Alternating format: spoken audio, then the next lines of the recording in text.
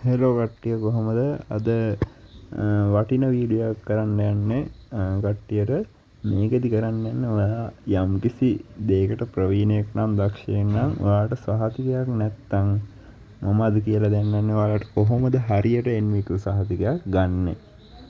මේක ඔයාගේ අංශය අදාළ නැහැ. ඔයා දක්ෂ දෙයක් තියෙනවා නම් ඒ පැත්තෙන් ඔයාට ගන්න පුළුවන්. ඉලෙක්ට්‍රිකල් ඉලෙක්ට්‍රොනික කොහොම ભેදයක් නැහැ. අපි බලමු කොහොමද ඒක ගන්න කියලා. අපි යමු විස්තර වලට. මෙතන තියෙන NVQ level 2 3 මට්ටම සහ NVQ level 4 මට්ටම. කොටස් දෙකක් මෙතන ඔයාලට පෙන්වලා තියෙනවා. ඔයාලා මේක ස්ක්‍රීන්ෂොට් එකක් හරි ගහලා හරියට කියවලා බලන්න.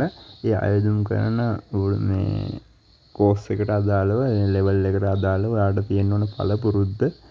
ඒ වගේ මේ පැත්තෙන් ගන්න ඕන සහතිකය ඒ පිළිබඳ විස්තර මෙතන ඔක්කොම දීලා තියෙනවා. අනිවාර්යෙන් level 3 ගන්නවා අවුරුදු 1කමාරකක් පළපුරුද්ද තියෙන්න ඕනේ. ඒ වගේම වයස අවුරුදු 18ට වැඩි වෙන්න ඕනේ. level 4 මට්ටමට අවුරුදු 4ක්වත් තියෙන්න ඕනේ. පළපුරුද්ද ඔයාලට level 4 එක ගද්දි සාමාන්‍යයෙන් සමහර courses වලට ලිඛිත පරීක්ෂණයක් තියෙනවා.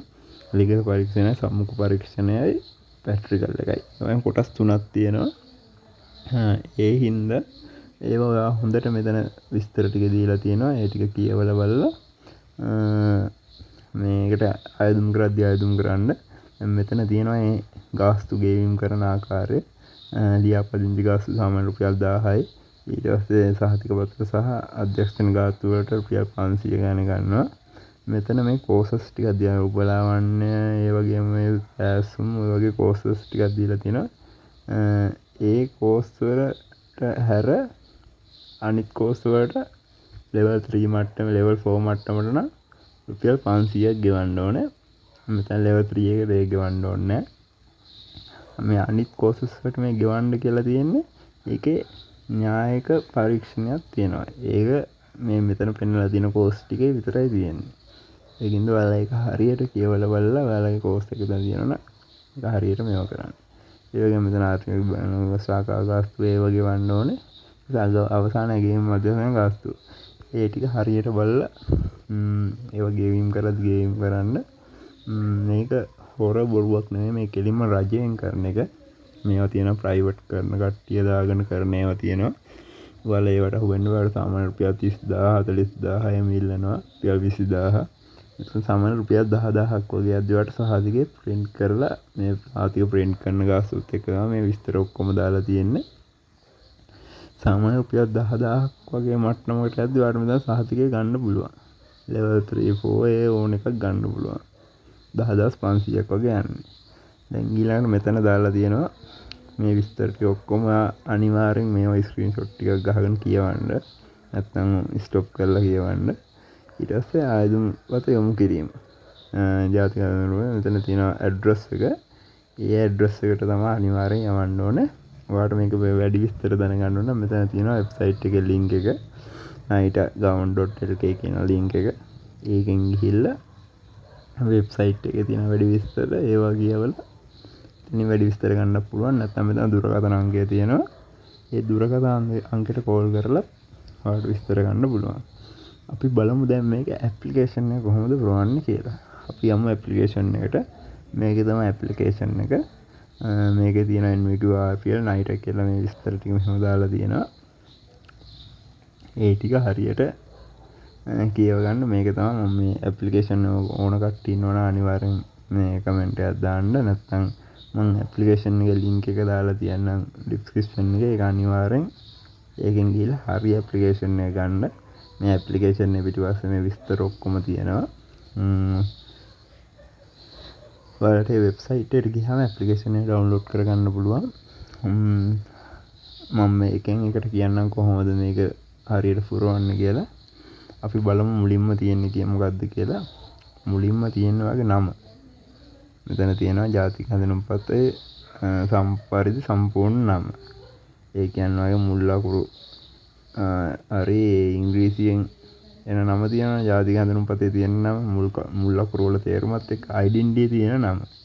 අලුත් identity එකක් නම් තියෙන්නේ. ඒක විදිහට ඉංග්‍රීසියෙන් කැපිටල් ලකුරෙන් මෙතන නම ලියන්න. ඊට මුල් ලකුරු සමග නම ඉංග්‍රීසියෙන් මුල් ලකුරු ටික දාලා ලියන්න.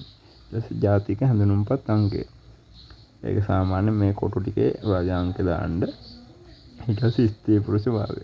ඔයා ගෑනු කෙනෙක් නම් ස්ත්‍රී නැත්නම් පිරිමි කෙනෙක් නම් පුරුෂ ඒ විදිහට දාන්න. ඊට පස්සේ මෙතන තියෙන ස්ථීර ලිපිනය. මේ ලිපිනය ආදී අනිවාර්යෙන් ඔයා දැනට පාවිච්චි කරන ලිපිනේ හරි ලිපිනේ දාන්න. මොකද සහල්තිකේ ඔයාගේ ගෙදරට එව්වොත් එන්නේ ඒ ලිපිනේට. ඒ හින්දා ඒ ලිපිනේ හරියට දාන්න. ඊට පස්සේ ලිඛිත පරීක්ෂණ භාෂාව. පෝස්ට් එක ඉංග්‍රීසි මීඩියම්ද සිංහලෙන්ද ටැමිල්ද කරන්න කියන එක මෙතන අනිවාර්යෙන් දාන්න. ඊට පස්සේ පළාත. ඔයා මොන පළාතේ කෙනෙක්ද? ගම්පහද, කොළඹද, කුරුණෑගලද? ඔයාගේ අදාළ ඔයාගේ ඔයා ජීවත් වෙන ප්‍රදේශයට අදාළ ඔයාගේ පළාත දාන්න. මේ ටික අනිවාර්යෙන් හරියට පුරවන්න. නම, මුල් ලකුරු, ජාතික හැඳුනුම්පත් අංකය, ස්ත්‍රී පුරුෂ භාවය, ඒ ටික අනිවාර්යෙන් හරියටම පුරවන්න ඕනේ. අපි බලමු ඊළඟට මොකද්ද තියෙන්නේ කියලා. ඊට පස්සේ මෙතන අංක 9 දිස්ත්‍රික්ක. ඒ කියන්නේ ඔයාගේ දිස්ත්‍රික්කේ පළාතට ඔයාට අදාළ දිස්ත්‍රික්කයක් තියෙනවා. ඒ දිස්ත්‍රික්ක මෙතන හරියට දාන්න. ගම්පහද, කොළඹද දිස්ත්‍රික්කේ ඔයාට අදාළ දිස්ත්‍රික්ක මෙතන දාන්න. ඊට පස්සේ ඔබව සම්බන්ධ කළ හැකි දුරකථන අංකය. ඔයාගේ ටෙලිෆෝන් නම්බර් එක. හෑන්ඩ් ෆෝන් නම්බර් එකද? ඒක ප්‍රශ්නයක් නෑ. ඔය ටෙලිෆෝන් නම්බර් එක හරියට දාන්න. ඊට පස්සේ නිවසේ දුරකථන අංකයක් තියෙනවා. ඒක එතනින් දාන්න. ඊට පස්සේ ජංගම දුරකථන අංකය කියන්නේ පාද දුරකථන අංක ඔයාගේ තියෙන ඒවා WhatsApp වගේ WhatsApp නම්බර් එක ඒක දාන්න කියලා තියෙනවා. ඊට පස්සේ ආයදුම් කරන වෘත්තිය. මේකෙදි ඔයා ගොඩක් සැලකිලිමත් වෙනවා මෙතනදී. ඔයා මොන ශේෂ්ත්‍රයෙන්ද?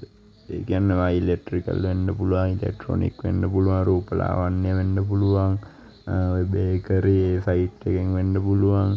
එතකොට සිවිල් පැත්තෙන් වෙන්න පුළුවන්, මෙකැනිකල් පැත්තෙන් වෙන්න පුළුවන්, වෙල්ඩින්. ඔයාට අදාළ වෘත්තියක් ඔයා කරන දැන් වෘත්තිය අපි හිතමු වෙල්ඩර් කෙනෙක්. හොඳට තියෙනවා පළපුරුද්ද, එක්ස්පීරියන්ස් හොඳට තියෙනවා. අවුරුදු 5ක් 10ක් විතර කොහේ හරි වැඩ කරලා තියෙනවා කම්පැනි එක. ඔයාට හොඳට වෙල්ඩින් වැඩ පුළුවන්. ඒ වුණාට ඔයාට සහතිකයක් නැහැ නේ.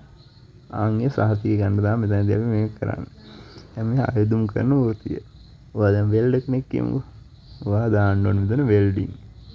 ඔයා ආයුධම් කරන වෘත්තිය වෙල්ඩින්. වෙල්ඩින් කියලා දැම්මා. ඒකෙත් වෙල්ඩින් වල වර්ග තියෙනවා. ආක් වෙල්ඩින්, ටික් වෙල්ඩින්, මිග් වෙල්ඩින් ඔයගේ වර්ග තියෙනවානේ. ඒ අදාළ වෙල්ඩින් කියලා දැම්මොත් ඔක්කොම අයිති වෙල්ඩර් කියලා දාන්න. ඊට ආයුධම් කරන වෘත්තිය. මෙතන NVQ 2 3 2 විතරක් ආයුධම් කරනවා. 2 3 මට්ටම. එහෙම තියෙනවා. ඊට පස්සේ 4. එහෙම ඔයා මේ ආයුධම් කරන 4 මට්ටම නම් 4 ගාවින් දාන්න හරියක්.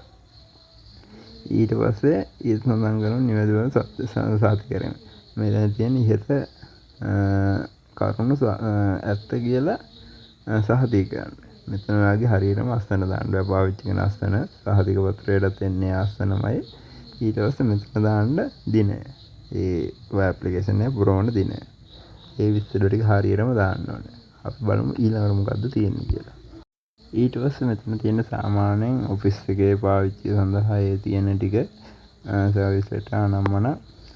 දැන් මෙතනදී දාලා තියෙනවා බලන්න හොඳට.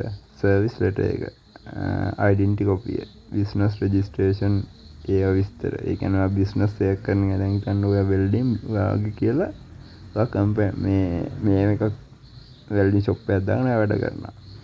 ඒක රෙජිස්ටර් කරලා තියෙනවා. ඒක රෙජිස්ට්‍රේෂන් ලෙටර් එකක් ඕනේ. ඒ කියන්නේ බිස්නස් එකක් කරන කෙනෙක් අනිවාර්යයෙන් රෙජිස්ටර් කරනවා. රෙජිස්ට්‍රේෂන් ලෙටර් එක ඕනේ. ඒ වගේම ග්‍රාම නිලධාරී සහතිකය, පාස්පෝර්ට් කොපි ඒවා තියෙනවා නම්, වීසා කොපි අනම්මන ඒවා තියෙනවා නම්, සර්ටිෆිකේට් කොපි